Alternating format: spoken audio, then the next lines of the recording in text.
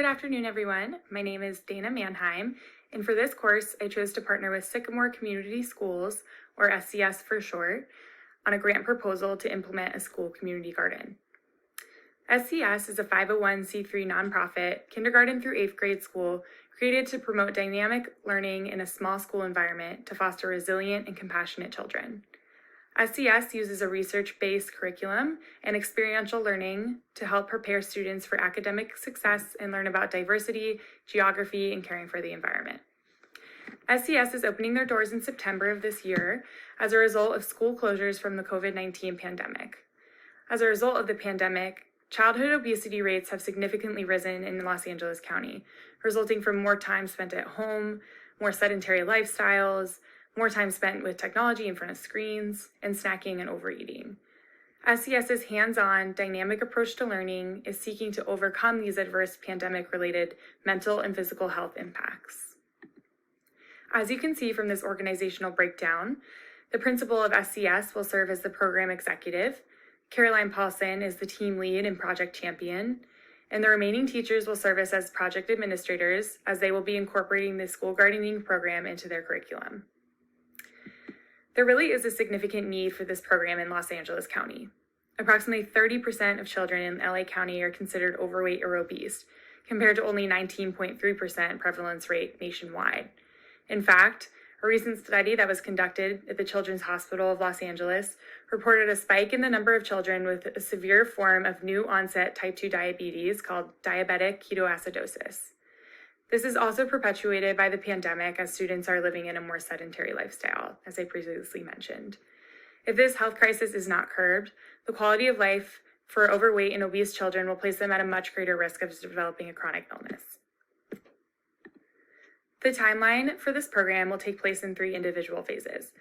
The first phase on the timeline will begin in October after this grant is set to be awarded and will be centralized around planning and design. So activities in this phase will include identifying partners and volunteers, selecting the gardening program curriculum from the growers database, and accumulating vendor quotes.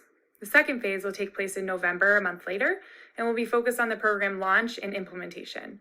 Specific tasks here include selecting the vendors, mapping out a design for the garden on the school campus, purchasing gardening equipment, introducing the program to the students and the parents, and beginning foundational planning.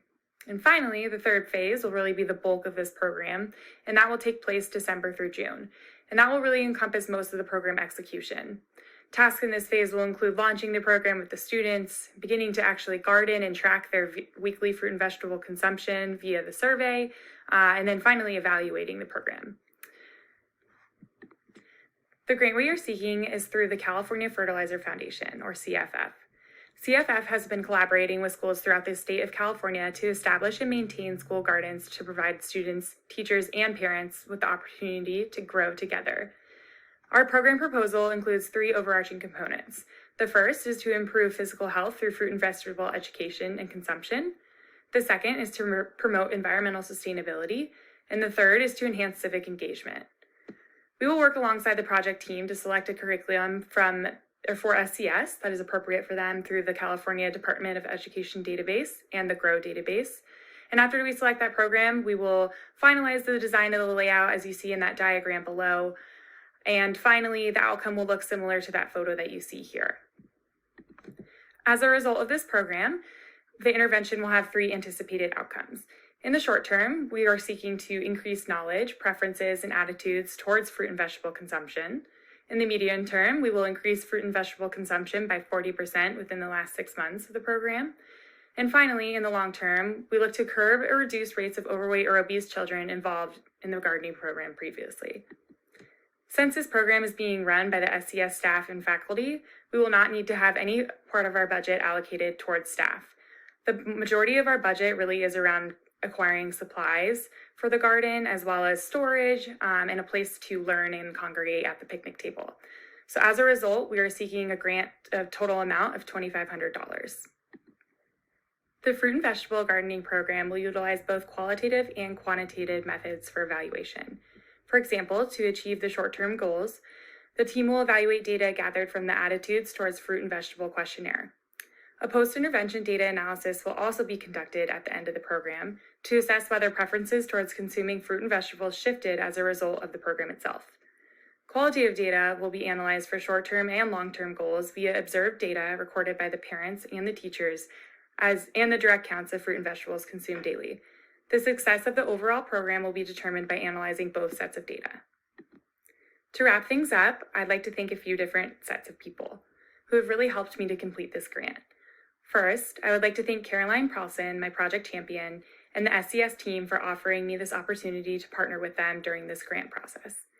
I would like to thank Dr. Hurton-Tinley for all of his guidance, feedback, and motivation throughout the grant writing process. I would also like to thank my peers, Sandra and Kelly, for their time and effort providing feedback. Thank you so much, everyone, for listening, and please let me know if you have any questions.